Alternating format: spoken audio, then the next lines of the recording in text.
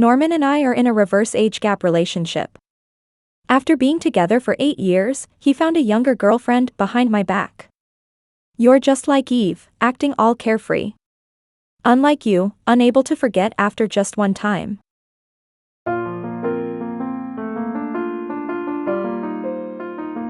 Chapter 1. How accurate can a woman's intuition be? Returning home early from a business trip, Norman's face showed surprise as he opened the door. Why are you back? Giving you a surprise by coming back early. Happy? I hugged him, kissed his cheek, and noticed a strong fragrance not from the perfume I gave him. Noticing Norman in an expensive suit with styled hair, I asked. Meeting someone special? Norman paused. Was planning to meet a client, but since you're back, you come first. To avoid further questions, he quickly grabbed his phone. I'll reschedule. I sat on the couch, agreeing softly. Norman ruffled my head playfully, then headed to the balcony. In 8 years, he never refused a client or made secretive calls behind my back. The only explanation could be conversations I wasn't meant to hear. Curious, during dinner, I unlocked Norman's phone when he went to the bathroom. Opening his call log. The 5:15 call was deleted. My relaxed posture tensed up. It was perhaps the first time I realized Norman was hiding something from me. Such secrecy usually indicated a heartbreaking betrayal. Chapter 2. During a break, I went to the rooftop for some air. Norman messaged. Your birthday is at the end of the month. What gift do you want? Since we've been together, he remembered every holiday and prepared gifts well in advance. But in the last 6 months, he seemed less attentive. After some thought, I sent a link. He replied with a simple okay, and then nothing. 10 minutes later, the system informed me that a user named Yara had opened the link. Due to restrictions, I could only see the profile picture. A girl with long hair. Over the next 2 days, I searched across major platforms and finally tracked down the same profile picture and username on Facebook. Body slender, long flowing hair, either sipping coffee at a trendy cafe or admiring the night view from a high-rise villa, truly resembling a carefree little fairy. Scrolling down, one post included screenshots of chat records. Although the names were censored, I could immediately recognize one of the profile pictures belonging to Norman. In the screenshots, Yara sent a selfie in a bunny girl outfit, Easter special, waiting for you at the usual place. Norman replied with a heart emoji. The next day, Yara asked him, between me and her, who had a better experience. Probably enjoying the thrill, this time he responded instantly. You said Eve was all carefree. Unlike you, can't forget after just one time. Due to the explicit conversation, even the comment fans were shocked. Sis, you dare post this? Yara, however, didn't mind. Reality is much more explicit than this. Blood flowed back to my heart, my hand holding the phone suddenly turned cold. I didn't even dare to think about what kind of wild night happened between those two dialogues. And that night, what was I doing? Oh, I was fixing the pipes. Fixing that pipe Norman didn't even touch after 3 attempts. Chapter 3. Enduring the wrenching pain, I kept an eye on that account. On the way home, my phone received another message. Sis, I'm tired, can you cook tonight? I didn't reply, parked the car downstairs, and saw the lights on at home. 8 years ago, I met Norman at Lynn's wedding. I was the bridesmaid, he was the groomsman. He was only 20 then, inexperienced. The groom asked him to help with drinks, and he went foolishly, ending up surrounded by a group of rowdy drinkers forcing alcohol on him. After one drink, his ears visibly turned red. Unable to watch anymore, I pulled him away from the battlefield. That night, we exchanged WeChat contacts. But it wasn't until 2 weeks later that he cautiously asked if I was Eve, if he could call me a sis. Later on, I left the dance troupe, and the new company happened to be in an office building not far from their school. Our relationship gradually deepened. He would invite me to go hiking on weekends, or sing karaoke. Afraid I'd feel awkward, he even intentionally invited classmates along. Politeness and boundaries were just right. but most of the time, I was too busy, so busy that I could only grab a meal with him. During that time, Lynn and I were just getting the dance organization on track. I was in charge of client acquisition, chatting and socializing all day, too busy to handle. A delicious home-cooked meal became a luxury. One night, I casually mentioned craving sweet and sour spare ribs. The next day, Norman showed up at my door with a bag full of groceries, ringing the doorbell. Ding dong, spreading warmth in the community. He smiled like the warm sun of March, melting away my resistance. Suddenly, something clicked in my mind. I opened Yara's social media app. After flipping through a couple of pages, I found a picture. In the image, a man was wearing an apron, accentuating his slim waist. Though his face wasn't visible, his long fingers were swiftly moving on the cutting board. And on his wrist was the watch I bought Norman as a birthday gift last year. I lit a cigarette, and in the swirling smoke, the scene of him cooking for me for the first time gradually became clear again. He leaned against the kitchen island, proudly letting me taste his dish, saying, "Sis, it's only you, the only person in the world who can make me willing to cook soup." He said it with such conviction. I had naturally assumed it was his favoritism towards me. But now, it seemed like it was just my assumption. Chapter 4. I could almost confirm that Norman had someone else outside. But knowing him, without solid evidence, he wouldn't admit it. I took out my keys and went upstairs. In the room, Norman was packing his bags. Seeing me, he looked surprised, then quickly explained. The company sent me and Xiaoxiu on a business trip to Fiji, back in a week. A classic, couldn't get any more classic excuse. If it wasn't for the blue umbrella lying in the corner of the suitcase, I might have almost believed him. A wordless sadness surged within me. Uncontrollably, memories of the day we got together flooded my mind. It was my birthday, and Norman had booked a restaurant for us to celebrate. Unfortunately, just before I finished work, a short circuit in the upstairs wiring caused a fire, affecting the dance studio. Though the fire was quickly put out, what followed was the evacuation of students and a fire inspection. By the time I was done with everything, I was 3 hours late for our planned time, and my phone had died at some point. I hurried to the restaurant and saw a sign hanging outside. Norman was sitting pitifully at the door, not moving. I rushed over, carefully asking, "I'm sorry, have you been waiting long?" I thought he would be angry. But the next moment, he pulled out a piece of cake from behind him, looking at me tenderly, his eyes shining. "Just arrived." Those 2 words, striking the heart like a thunderbolt. To this day, I still remember the shyness and anticipation on his face when he put his hand on my waist. I still remember the chaotic, powerful heartbeat when he kissed me. 8 years had passed, and when he mentioned me to another woman, his tone was filled with contempt. I don't understand. Is all of this because he changed? Or because this is his true nature, and he can't pretend anymore? I really want to talk to someone. But Lynn is on vacation, and I don't want to bother her with all of this. Unexpectedly, 2 days later, she sent me a photo. In the sunlight of Manna Island, a girl named Yara was playing in the water, and Norman was watching her from the shore, his expression gentle and his smile warm. They were similar in age and appearance, the whole scene exuding an indescribable harmony that sent chills down my spine. He knew how much I loved that place. The clear blue sky, the colorful sand, the rocks and corals turning the sea into a colorful spectacle under the sunlight. I had mentioned more than once that I wanted to go to Manna Island with him. But 8 years had passed, and it never happened. At first, I was busy, then he was busy.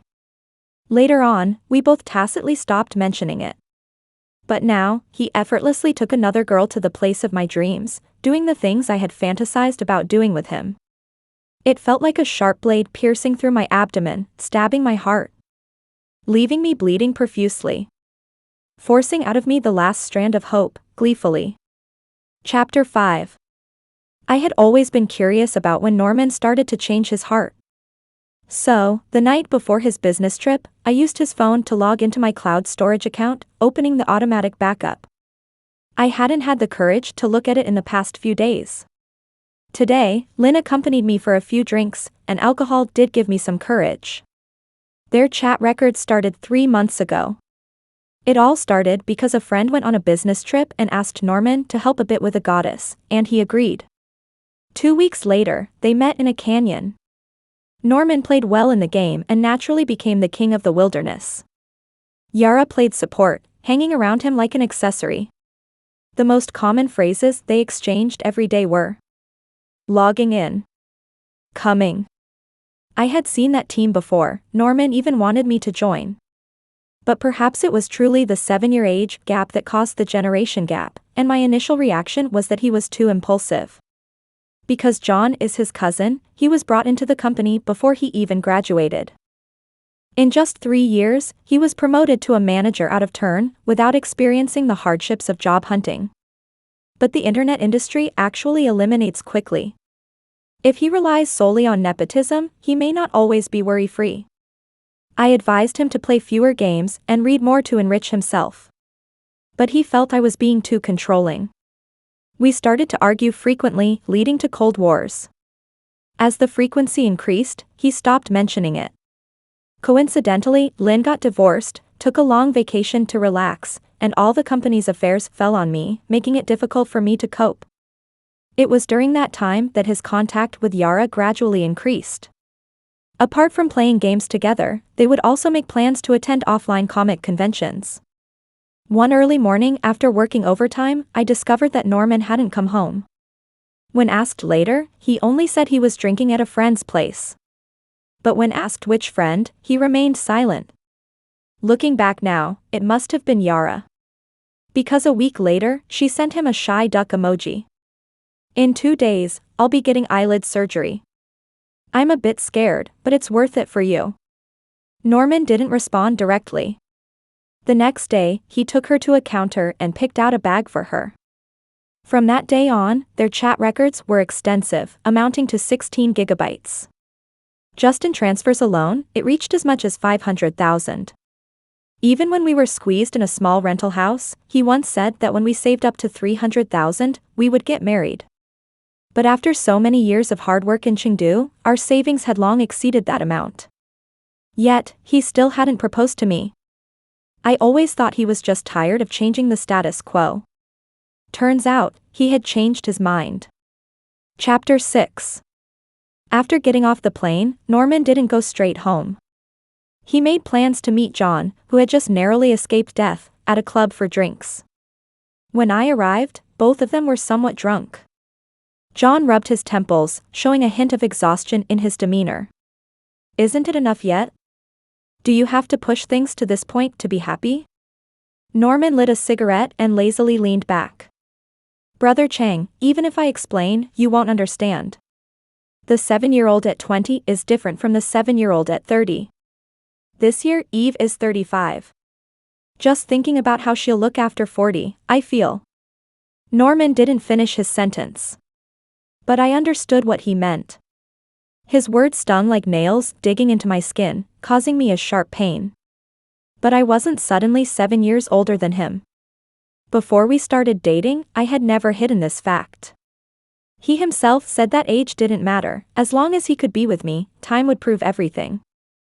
I suddenly remembered the time 6 months ago when he accompanied me to buy clothes.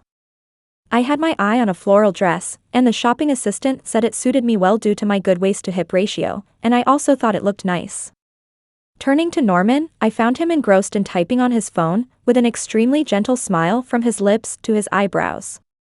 I had seen that smile before. In the first year we were together, his roommate had taken a candid photo of him. When he was texting me with his head down, he had that incredibly happy expression. Throughout the years, no matter how many times I changed phones, I always kept that photo safe, never forgetting it. Norman once asked me why, and my answer was, the love in that moment can't be replicated. Who knew that 8 years later, I would see that expression on his face again? But this time, it wasn't directed at me. I asked again if the dress looked good. Norman instinctively looked up, laughing casually. You're not a 17 or 18-year-old girl anymore. As soon as those words left his mouth, we both fell silent. After a moment, he hurriedly put away his phone, saying a few times that it looked good. Later, that dress was purchased by Norman as compensation and gifted to me. But to this day, it still lies in my wardrobe, never worn outside even once. I think fate had given me a hint back then. Chapter 7. Do you not have feelings for her anymore? John asked in the dim, confused lighting. Norman chuckled. It's been 8 years, what feelings could there be? Touching her is no different from touching a piece of fermented tofu. But after being together for so long, she has given me her best. Unless she brings it up herself, I probably wouldn't break up with her. So, he knew that I had given him my best. The year we met, I was 27, just gaining enough financial independence to break free from my parents' control. Although exhausted at that time, I was immersed in my new life, dreaming the world was at my disposal. Yet, after being with him for 8 years, I didn't even have the courage to wear a more youthful dress. This wasn't like me, but it was indeed me. Lynn once said, "If a relationship can only deteriorate a person, then there's no need to continue it." I think that's true. That day, I intentionally arrived an hour late. Norman was drunk beyond belief, and when the waiter helped me move him to the car, he couldn't tell which way was which. "Sister, you came to pick me up?" On the way, Norman kept leaning towards me. It seemed like the drunk him had reverted back to the him who once loved me wholeheartedly. I couldn't resist and was momentarily lost in thought. The Norman in my memory had always been someone with a short-lived passion. The computer he assembled for 20,000 yuan was abandoned after 3 months. He enthusiastically bought a vacuum cleaner, did housework for a week, and never touched it again. The puppy he bought from 5 different breeders was only taken for a walk for a few days before being handed over to me. The only thing he liked was me, which persisted for 8 years. Even he found it unbelievable, saying, Eve, how could I like you for so long?" Yes, it's been so long. Yet after all this time, we still haven't reached a good ending. It's sad and lamentable. Ding dong. The phone rang just as the car pulled up to the door. The clear ringtone brought me back to reality. I picked it up and it was Yara again. They always communicated using a separate WeChat account, and in the past, Norman would always log out of that account before coming home. Perhaps due to drinking too much today, he forgot about it. On the screen, Yara sent him another invitation. "I bought new lace lingerie, waiting for you to come and unwrap it." Following that was a screenshot of a hotel reservation. Originally, I came today to break up with him. But at this moment, I suddenly didn't want to let him off so easily. I coldly marked the message as unread. Turning to the sleeping Norman, I opened the car door and kicked him out with one swift motion. The April weather still had a chill in the air in the morning and evening. Norman lay on the ground holding his head, groaning softly, but didn't get up. I ignored him. I grabbed my bag, went inside, and took a nap. Chapter 8. In the morning, I went to the kitchen to make oatmeal porridge, and Norman pushed the door open. Strange, why does my chest hurt so much? I glanced at the spot he was holding. Well, it's where I kicked him. But he was young after all, spending a night outside in the cold only resulted in a few sneezes. The only lingering effect was a hangover and a fragmented memory, thinking he had passed out outside last night. Seeing him confused, I couldn't be bothered to explain. Norman sat down casually, looked at me, and then at the empty dining table. "Where's my breakfast? Since when did it start?" Taking care of him became my duty. 3 years ago, Norman had gallbladder inflammation. When the doctor found out he wasn't eating breakfast, he scolded me harshly. Women nowadays don't even know how to take care of their husbands. Since then, no matter how busy I am, I always prepare breakfast for him and leave it on the table. Unconsciously, it has become a habit. But I forgot. In Norman's puzzled gaze, I calmly finished a bowl of porridge. Seeing that I had no intention of helping, he cooked 2 eggs himself. For some reason, maybe out of anger, those 2 eggs turned out crooked and half burnt. In the end, he angrily threw them in the trash. I pretended not to notice, got dressed and ready to go out, and saw him leaning against the entrance smoking. Back when we first got together, I used to nag at him, thinking it was bad for his health. We even argued about it a few times, and later he didn't smoke much in front of me. I hesitated for a moment, picked up the keys from the entrance cabinet. As I passed by him, Norman looked at me with disbelief. "Eve, I'm smoking." "Okay." I was much calmer than he expected. He paused, a hint of disbelief in his eyes. "Eve, what's wrong with you today?" "What's wrong?" He hesitated, a look of bewilderment in his eyes. "You don't care about me anymore." Love or lack thereof is always very obvious. If something's not right, the other person can immediately sense it. You can't pretend perfectly.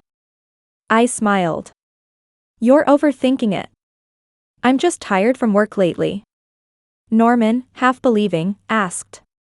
"Really?" "Really?" Though I said that, even I could detect the insincerity in my tone. Chapter 9. Since Yaras' screenshot contained more than one man, on the day I discovered the truth, I quickly went for a checkup. Today, the hospital informed me that my test results were negative. I silently breathed a sigh of relief and went on a crazy shopping spree at the mall. To celebrate my narrow escape, Lynn extravagantly booked the entire restaurant. But halfway through the meal, she suddenly grabbed the fork I was about to put in my mouth. "If you want to cry, then cry. Let it out, it'll feel better." In front of her, my sorrow was laid bare. 8 years, a person's life is only about 10 of those 8 years. I've given, and I have no regrets. But there's always a tinge of regret. I looked up, holding back my tears. I won't cry until everything is done. Half an hour ago, Norman and Yara walked hand in hand into the high-end suite of this hotel. Lynn helped me find out their room number. By now, things should have heated up. I took a deep breath, picked up my phone, and dialed the report hotline to report illegal activities. I requested to be informed of the results. In less than 10 minutes, the local police rushed to the scene. What followed was a night-long interrogation. The next day, a man in a police uniform came to the company, saying he needed to talk to me about something. I hurried to the office. To my surprise, it was my ex-boyfriend Mike who had come. He said Norman admitted to being in a romantic relationship with Yara and not involved in solicitation, thus avoiding detention. However, Yara wasn't as lucky. From her phone, the police found more than one ambiguous partner. Judging by the transfer amounts, Norman wasn't her biggest sponsor. Just for plastic surgery, 6 people footed her bill. Her reason for scamming money was quite convincing. "It's all for you to have a better experience." When Norman heard this news, he was so angry he almost broke down the door of the interrogation room. What a thrilling night. After Mike finished speaking, I almost laughed out loud in relief. But after the relief, I felt sad again. To think that my 8 years ended in such a hasty manner. Chapter 10. I thanked him and had my assistant escort Mike out. He glanced at his watch and smirked.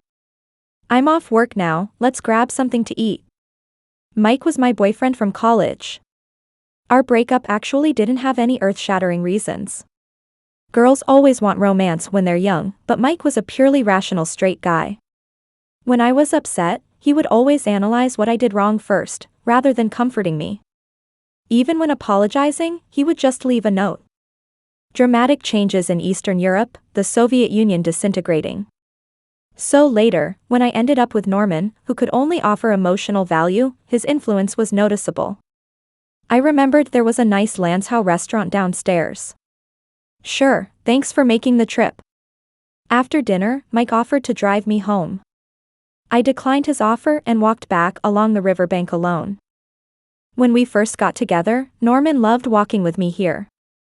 At that time, he hadn't graduated yet and didn't have much money. Walking was the most fitting date for his financial situation. I never exposed this fact, carefully preserving a young man's pride.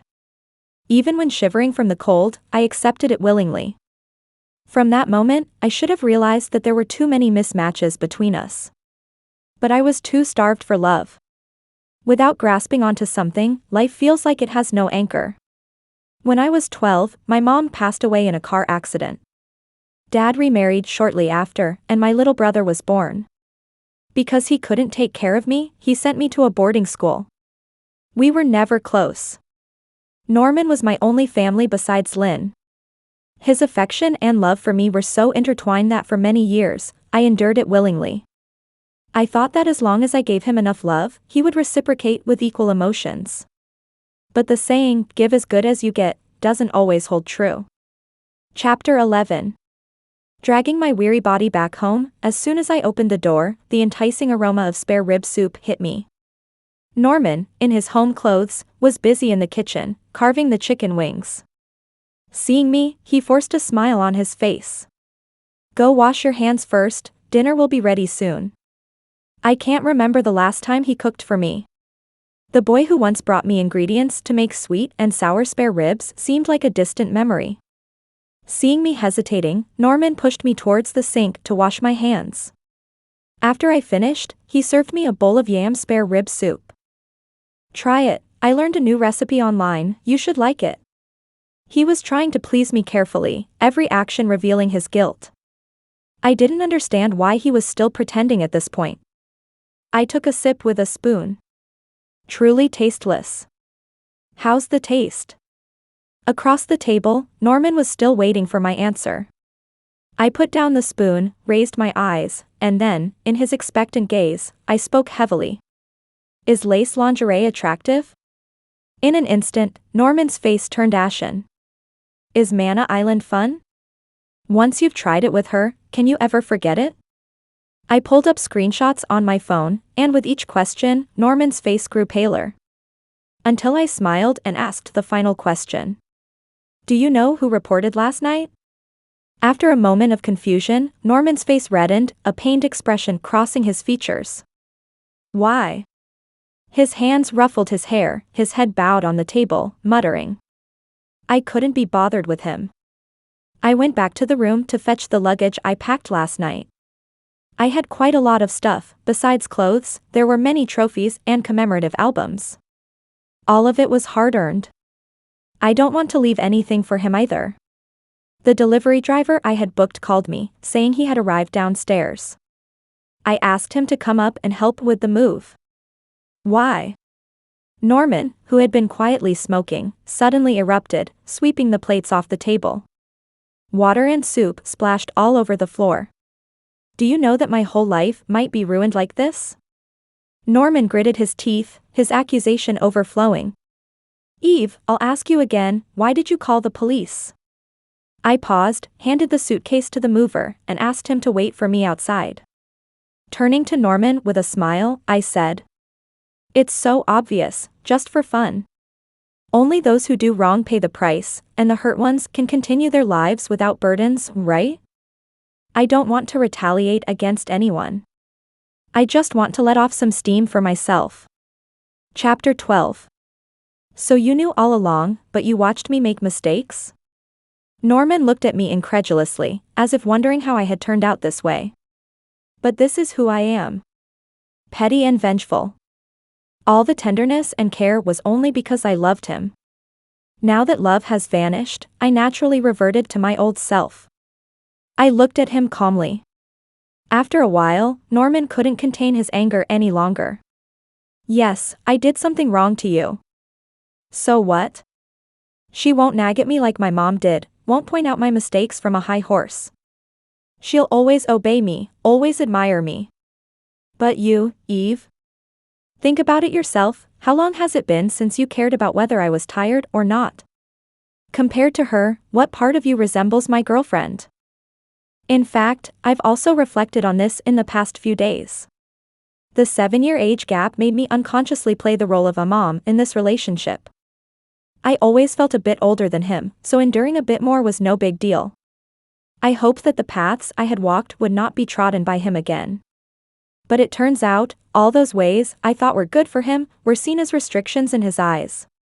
The last flicker of hope in my heart also extinguished. When a person is disappointed to the extreme, they can't summon any anger. I looked at him and said quietly. You're free now, truly.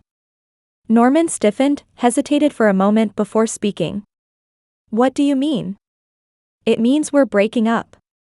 I took off the promise ring he had given me from my ring finger, unceremoniously tossed it into the trash, and then led the dog he had fed for years without looking back. I told the landlord that I'm moving out. Including today, you have 2 days to move. What? You don't want anything else? No.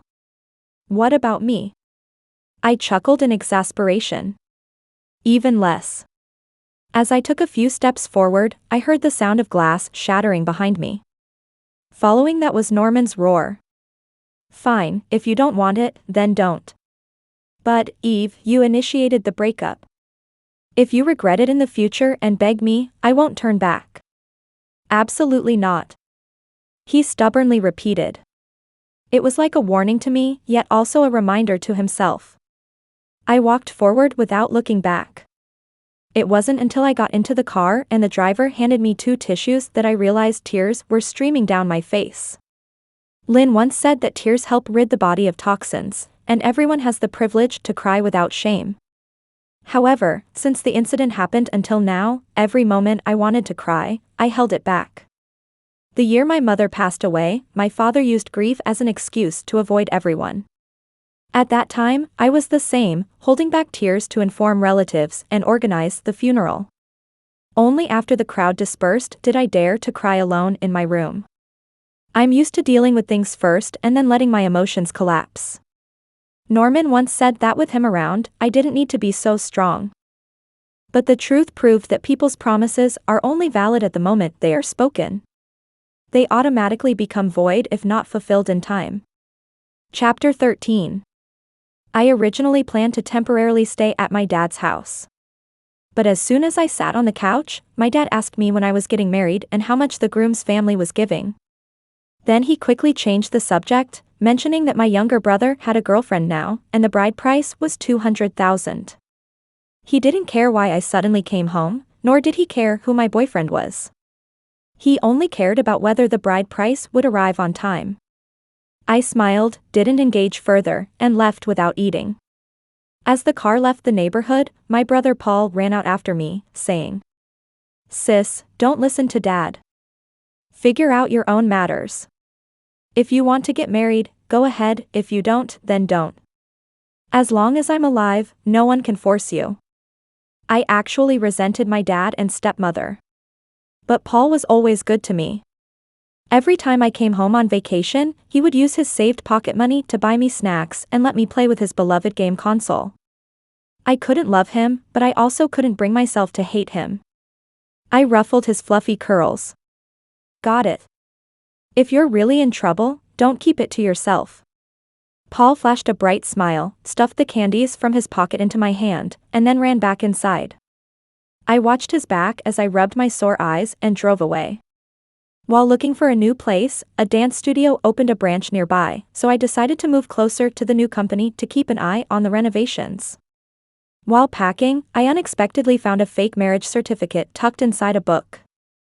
It was a gift from Norman on our first anniversary. He was barely 22 at the time and couldn't obtain a real marriage certificate, so he bought a fake one for me. "Sis, one day I will marry you." I still remember the conviction in his words when he said that. But now, the handwriting on the marriage certificate had faded, and we never got it exchanged for a real one. It's just fate playing tricks on us. I tossed it into the trash. Along with 8 years of emotional baggage, I threw it all away. Norman always thought I would come back to him like I had countless times before, begging for reconciliation. So, a month after our breakup, he never once tried to contact me. When friends asked about the reason for our split, the explanation was surprisingly. What other reason could there be? She couldn't stand my measly salary. But Eve is getting older, without me, could she find someone better? She'll come back sooner or later, but this time she went too far. Even if she apologizes to me, I won't forgive her easily. Later, a friend relayed this conversation to me. I chuckled and blocked all of Norman's contact information. He didn't know that compared to his sister was more rational. She could pick up and let go. When a relationship reaches its end, his sister would move forward without looking back. Never entangled with rotten people or rotten things. Chapter 14. For a long time after that, I was incredibly busy. 6 months later, the new dance studio reopened, and many friends sent flower baskets, including Mike. During this time, he helped me a lot, from overseeing renovations to handling paperwork, even dealing with malicious competition when someone splashed paint on our studio. After work, Lynn and I planned to treat him to a meal at a French restaurant near the company. However, just before leaving, Lynn suddenly complained of a stomach ache and asked me to entertain Mike nicely. I could see the mischief in her eyes, so I reluctantly agreed. But just as I was about to leave work, I saw Norman at the corner outside the restaurant. This was the first time I had seen him in 6 months. He looked exhausted, tie half undone, leaning against the car and smoking.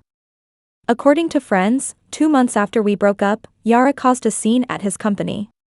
She was pregnant, and the child was Norman's. She printed thousands of explicit photos and forced Norman to take responsibility. With no other choice, they got back together. But this time, the relationship was not as gentle as before.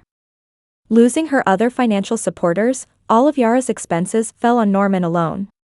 But even if he gave everything, he couldn't satisfy her demands. Friends often saw bruises on Norman's body, looking like he had been abused. But when asked, Norman only said it was mutual fighting. Calculating the days, that child should have been born by now. If he's not taking care of them, why is he here? Lynn gave me a signal to leave through the back door. I nodded, turned around, and walked away. Just as I reached the door, a student greeted me. Norman heard the voice, put out his cigarette, took a few steps towards me, and said in a deep voice, "Eve, congratulations." He handed me a bouquet of blue roses, looking very tired. I instinctively took a step back, putting my hands behind me. "No need, I don't accept dirty things." Norman's smile froze on his face. "Sister, do you have to treat me like this?" I couldn't be bothered with him and walked away. Norman was persistent. "Sister, I was wrong. I was crazy at the time, that's why I agreed to break up with you. I was impulsive, not intentional to hurt you." Not intentional? But before he did those things, he had countless chances to back out. Like a child stealing candy, knowing it would get caught, cause cavities, but still did it. Do you think he acted on impulse? No, before choosing to do this, he weighed the pros and cons, thought about the consequences.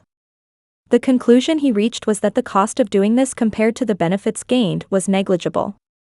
So Norman chose to cheat was not impulsive. He just thought I wouldn't find out. The harsh reality is, he thought even if I found out, it wouldn't matter. This may be the only benefit of the age gap between us. As he said himself, I'm 35, those words won't deceive me anymore. I didn't want to say more to him, so I asked the security to take him away.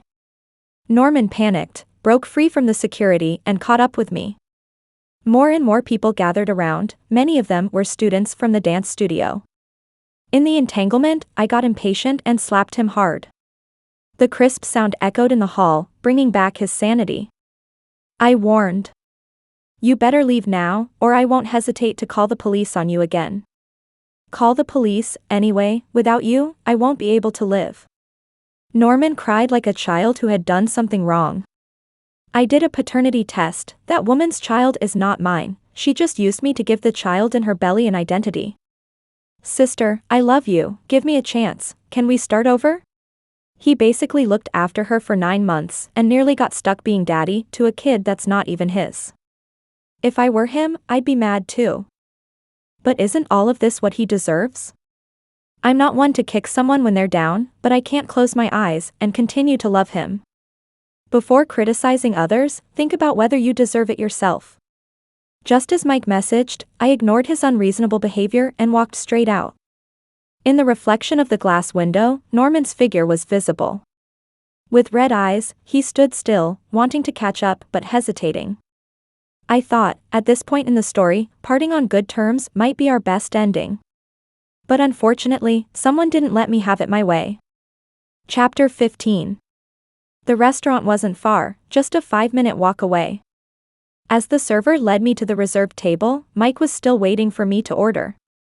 He had recently been promoted to police inspector, looking confident and elegant in a suit today. "Have a look at the menu, what would you like to eat?" He smiled, handing me the menu. Mike's family was in business, so he was well off. He was the one who took me to try French cuisine for the first time. I didn't refuse and ordered some dishes to his taste. Halfway through the meal, Mike praised my choice of restaurant. I couldn't help but tease. "After all these years, your taste is still the same." It was an unintentional remark, but when he looked at me again, there was a hint of indescribable emotion in his eyes. "Actually, the same goes for people," he said ambiguously, but I understood. Before I could say anything, a cold laugh suddenly came from behind me. Norman's gaze shifted between us, looking like he had suddenly realized something. "No wonder you called the police." He was sarcastic, unaware that I was the one being cheated on. During my university days, I had a boyfriend from the police academy, something I didn't hide from Norman. Once, he came with me to a gathering, where a clueless classmate brought it up. After it ended, I explained the situation to him. At that time, Norman hugged me, smiling openly. "I envy your 4 years with him, but I'm younger, I'll be with you for many more than 4 years, until you can't remember him anymore." The memory of that young man felt as vivid as if it were yesterday. But now, he pointed at me and asked Mike, with a nearly cruel determination on his face. "You want this second-hand goods that I've slept with?" In that moment, everything fell apart.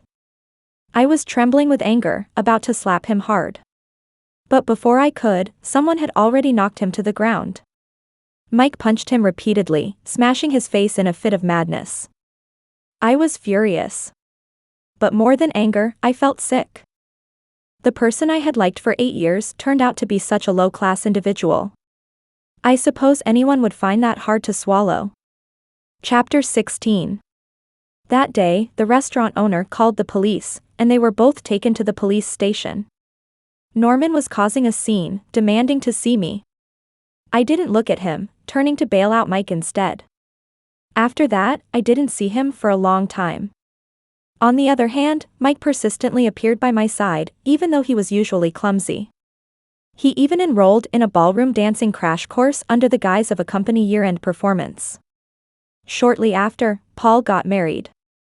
I gave him $50,000, which he later returned to me. When Lynn accompanied me to the wedding, she mentioned that Mike was a decent choice. "Eve, don't lose the courage to love just because you've encountered a few scumbags." I knew what she meant, but I just smiled without responding. I've always felt like I'm not a faithful person. But now, thinking back, 2 people have taken up 12 years of my life. I really don't want to go through that again. I told Lynn that I might never get married. She was surprised, then put my head on her shoulder, saying, "What does it matter? Get married if you want, don't if you don't. In the end, everyone will regret it anyway." We shared a smile, almost bursting into laughter. That day at the police station, Mike told me he had never been in a relationship. He said he was young before and didn't understand how to love. He hoped I could give him a chance. I turned him down. I've always been aware of the irreconcilable differences in character between Mike and me. I held on for 4 years, not wanting to repeat the same mistakes. But it seemed like he didn't quite understand. After evening class, he asked me out for dinner again. Coincidentally, another student saw us and joked, "Hey, Officer Mike is having another date with Eve." Mike awkwardly lowered his head, a hint of suspicious blush on his usually indifferent face. I hesitated before speaking. "Don't say that, it might delay Officer Mike in finding a girlfriend." Mike paused for a moment but quickly caught on, giving me a faint smile. I saw him off. As we parted ways, Mike mentioned that Norman had caused trouble again. Yara stormed into the office, demanding money, and John fired him in front of everyone. That night, he drank 2 bottles of wine and, while intoxicated, fell down the stairs with Yara, who was still breastfeeding. Yara hit her head and fell unconscious. Norman broke a leg and was already in police custody. I nodded, acknowledging the information. Mike looked at me, as if wanting to say more. But after opening his mouth, he only managed to say 2 words. Take care. I looked at him and said. You too. After that course ended, Mike didn't continue. Just like our relationship, what's in the past is in the past. In this bustling city, without deliberate encounters, it's hard for people to meet. I don't think we'll meet again. But I don't regret it. At the best age of my life, doing what I love. I am happy. I couldn't help but remember what Norman said.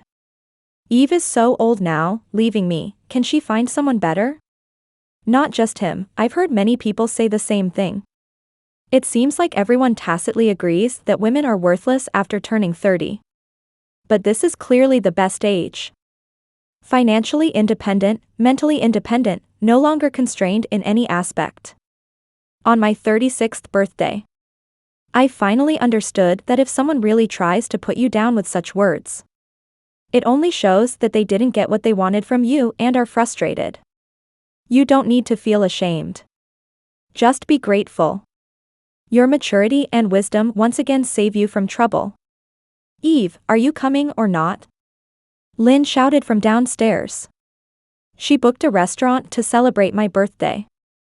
I quickly pushed open the window and said I would be right down. I inadvertently glanced at the sprouting willow branches. I realized that the wind outside had brought back the swallows, creating a beautiful scene. How wonderful. Both the world and I are at our prime.